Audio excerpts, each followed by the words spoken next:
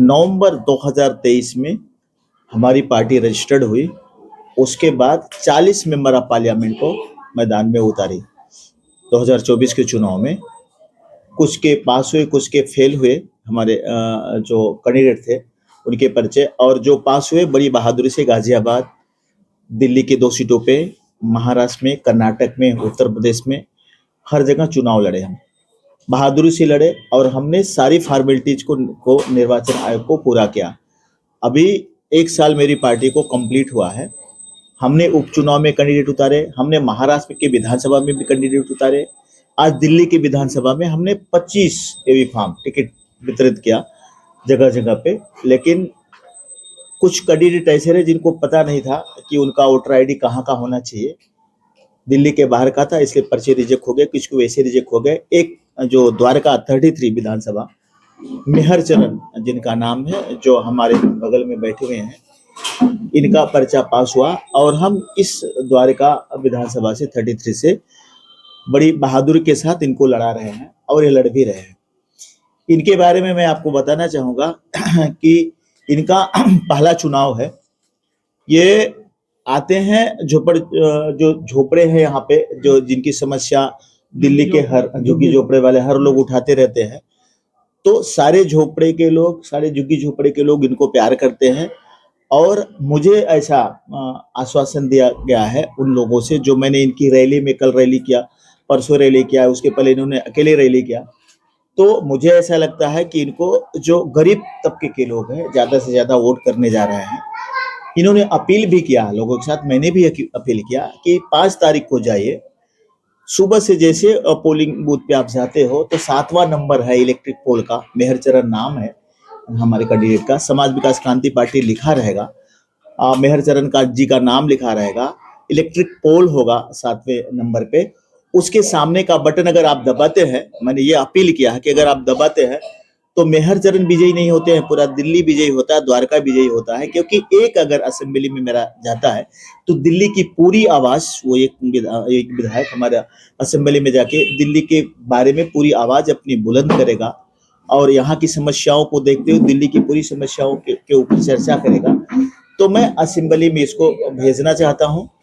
मुझे ऐसा नहीं लगता कि किसी की सरकार बन पाएगी। इस समय खिचड़ी की सरकार बनेगी। कांग्रेस भी दावा कर रही है और भी पार्टियां छोटी मोटी हैं, समाज विकास क्रांति पार्टी भी उसी में आई है। तो जब वहां पे एक सीट का भी महत्व होता है, हम चाह रहे हैं कि जिस तरह से हवा चल रही है कि किसी की सरकार नहीं बनेगी, तोड़ जोड़ की सरकार बनेगी।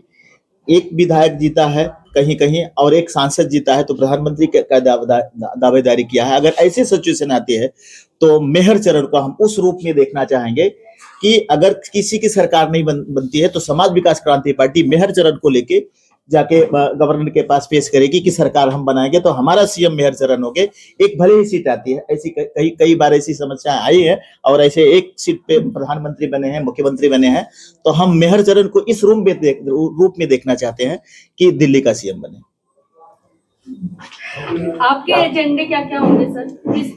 मेरे बिल्कुल, ये जो जा रहे हैं झुग्गी झोपड़ियों में, ये कह रहे हैं कि हम 500 यूनिट, जो कि मेरा मैनिफेस्टो में भी है कि 500 यूनिट हम बिजली फ्री करेंगे आपको। गरीबों को जो झोपड़े हैं उसको पक्का बनाएंगे, पक्का मकान बना के देंगे। और जो महिलाओं को पेंशन देने का काम करेंगे, गरीबों को रोजगार देने का काम करेंगे। भारतीय जनता पार्टी कहती है, आम आदमी पार्टी कहती है कि हमने इतने लोगों को राशन वितरित किया, एक किया। समाज विकास क्रांति पार्टी करती है, हमारा कैंडिडेट कह रहा है, समाज विकास क्रांति पार्टी का मैनिफेस्टो है कि हम रोजगार देंगे, हम भीख नहीं देंगे, हम रोजगार देंगे उनको। हमें वो रोजगार हमें देना चाहिए। तो हमारी बहुत सारी चीजें हैं जो यहाँ की लोकल समस्याओं को दूर करने के लिए हम सबका साथ सबका विकास हो, ये उनका नारा जो है वो गलत नारा है। समाज विकास क्रांति पार्टी चाहती है कि सबका साथ सबका विकास हो। जब हम सरकार में आएंगे तो सबका साथ सबका विकास करेंगे। यह भारतीय जनता पार्टी का नारा जो है खोखला है। जो अन्य जो पार्टियां हैं जो फ्री में दावा करती हैं, फ्री दे रही हैं, बस सेवा फ्री दे रही हैं महिलाओं के, आपकी क्या योजना रहेगी? मैं फ्री देके अपंग बनाने का काम कर रही है कि फ्री देके रोजगार दो। रोजगार पे किसी का ध्यान नहीं है, कंस्ट्रक्शन पे किसी का ध्यान नहीं है।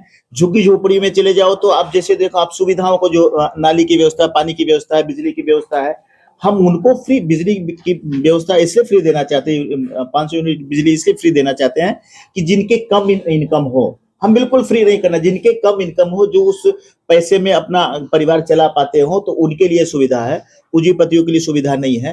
तो वो जो फ्री दे रहे हैं वो अपंग बना रहे हैं लोगों को, नवयुवकों को अपंग बनाने। हमारा तो कहना है कि रोजगार देना चाहिए, रोजगार नवयुवकों को मिलना चाहिए, न कि सवाल के ऊपर लोकल मुद्दे जो है आपका कैंडिडेट जो है एक ही विधानसभा पर है। हाँ जी, लोकल मुद्दे द्वारकापुर के क्या होंगे? लोग, मैंने जो सर्वे किया है, जो अभी आप हमारी बात होने के बाद राष्ट्रीय महासचिव कैंडिडेट का भी बात कर ले, लेकिन उनकी बात मैं बता रहा हूँ। जो लोकल मुद्दे यहाँ पे मैंने देखा है, यहाँ पे गली में जाओ तो गाड़ी खड़ी करने की जगह नहीं है, झोपड़े हैं, वहां पे पानी की सुविधा नहीं है, लाइट की सुविधा नहीं है। वहां पे झोपड़ों में, झोपड़े इस तरह से है कि वहां पे कोई आदमी जाएगा तो बीमार हो जाएगा, ऐसी भी समस्या झोपड़ों में है। इन सबको दूर करने का काम करेगा समाज विकास क्रांति पार्टी। हमारा कैंडिडेट अकेले ही इस सब चीजों को अगर द्वारका विधानसभा में जीत के जाता है तो असेंबली में उठाएगा तो उसका फर्क पड़ेगा बाकी विधानसभा में। समाज विकास क्रांति पार्टी राष्ट्रीय महासचिव का दायित्व हमारे पास है और मैं दिल्ली में ही रहता हूँ और दिल्ली को लास्ट 20 साल से मैं जानता हूँ बहुत अच्छे तरीके से कि दिल्ली में पीछे शीला जी की सरकार थी तो उन्होंने क्या काम किया था। और उससे बड़ी बात अगर उसको हम भूल जाएं तो, क्योंकि वो अब शीला जी यहाँ रही नहीं, तो इस दुनिया में नहीं रही, तो शायद उनका नाम लेना और उन पर कुछ आरोप लगाना, इस तरह की बातें करना उचित नहीं होगा, हमारे लिए मानवता के खिलाफ होगा ये। लेकिन अभी जो हमारे पास सरकार, हम लोग जिसको 10 साल से जो यहाँ पे सर्व करे दिल्ली को, उनमें जो मैंने देखा कि उनकी नियति में बहुत कमी है। और आज हम दावे के साथ यहाँ बैठे हैं तो सिर्फ इसलिए बैठे हैं कि हमें लगता है कि हमारी नियति उनसे बहुत बेटर, बहुत अच्छी है।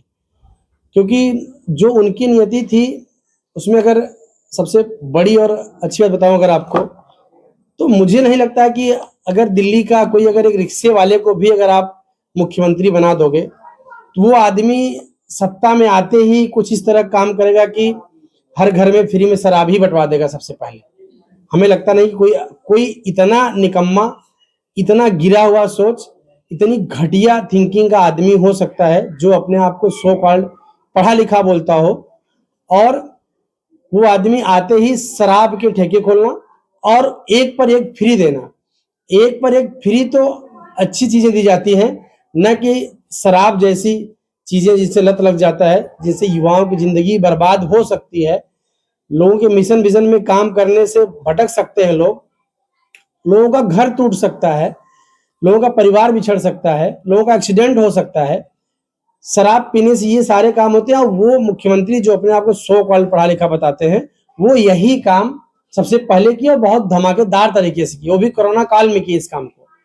तो मुझे लगता है कि हमारा एक कैंडिडेट हो चाहे 2 कैंडिडेट हो, हम लोग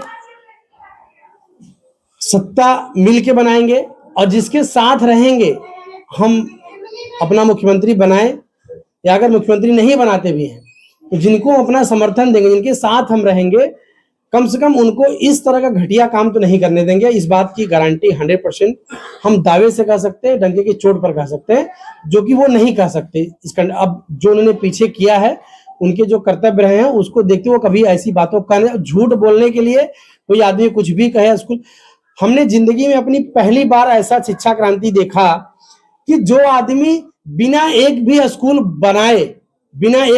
बनाए, बिना किसी नए टीचर की नियुक्ति किए बिना कहता हो कि हमने शिक्षा में क्रांति ला दी।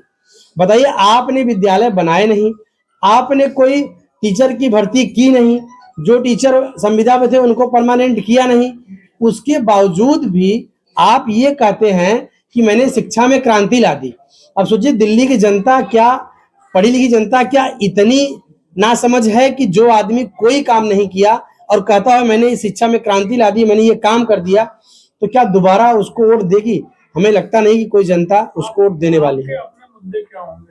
हमारे मुद्दे यही हैं कि अगर हम आएंगे तो हम रियलिटी में, एक्चुअल में शिक्षा पे काम करेंगे, एक्चुअल में टीचर्स की भर्ती होगी, एक्चुअल में जो आज दिल्ली हमारे देश की राजधानी है, हर नाला, हर गली मोहल्ला आप देखिए ऐसे कूड़े का ढेर बना पड़ा है कि बदबू आ रही है। जहां से हम निकल रहे हैं वहां पे कचरा फेंकने का उनके पास टाइम नहीं है, जगह नहीं है कि कचरा कहाँ फेंका जाए।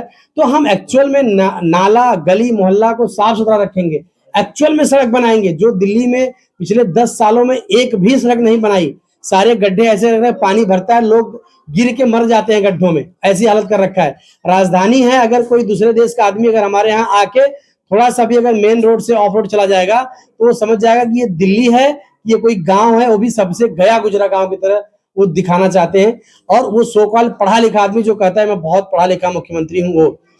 रही बात भारतीय जनता पार्टी की, तो भारतीय जनता पार्टी को भी ये बात समझना चाहिए कि जिस तरीके से उन्होंने अरविंद केजरीवाल के साथ अपनी निजी दुश्मनी बना करके दिल्ली की जनता को सेवा नहीं देना, दिल्ली की जनता को पैसा नहीं देना, दिल्ली की सड़कों को नहीं बनाना, जो इस तरह का वो काम करते हैं भारतीय जनता पार्टी के लोग, वो हमारे ख्याल से मानवता के खिलाफ है। और जनता का सेवक कहने वाले लोग जो ये करते हैं वो मेरे ख्याल से बहुत गलत है। जनता उनको 100% नकारेगी। जो कैंडिडेट अच्छा है जनता उसी को वोट देगी। जो आदमी अपनी अच्छी सोच लेकर के, अपनी अच्छी विचारधारा से और अच्छी सोच लेकर के, विचारधारा तो बोलने की बात होती है, अपनी अच्छी नियति के साथ जो आदमी काम करेगा उसको 100% वोट देती। करण जी, आप यहाँ से जो है जी। खड़े हुए हैं, क्या कुछ समस्याएं हैं जिनको लेकर के आप जनता से वोट मांगेंगे, क्या आप करेंगे? यहाँ का समस्या बहुत ज़्यादा है जी, क्योंकि झोपड़ी के पानी भरा रहता है, कॉलोनी में कोई सेवा नहीं है, कोई विकास नहीं है, मतलब भारतीय में बहुत समस्या है द्वारका विधानसभा में। अब पब्लिक के बीच आप जा रहे हैं, किस तरीके का रुझान मैं जा रहा हूँ, रुझान अच्छा आ रहा है हमारा, बहुत बढ़िया आ रहा है। क्या कुछ वोटिंग के लिए अपील करना चाहेंगे? जी जी जी, मैं द्वारका विधानसभा से अपील करना चाहूँगा, सारे बहुमत से वोट दें और 7 नंबर बटन पर दबाएं। चुनाव चिन्ह क्या है आपका? इलेक्ट्रिक पोल है, बिजली का खंभा उससे बोलते हैं। ताजा तरीन खबरों के लिए हमें सब्सक्राइब करें और हमारे बेल आइकन को प्रेस करना ना भूलें।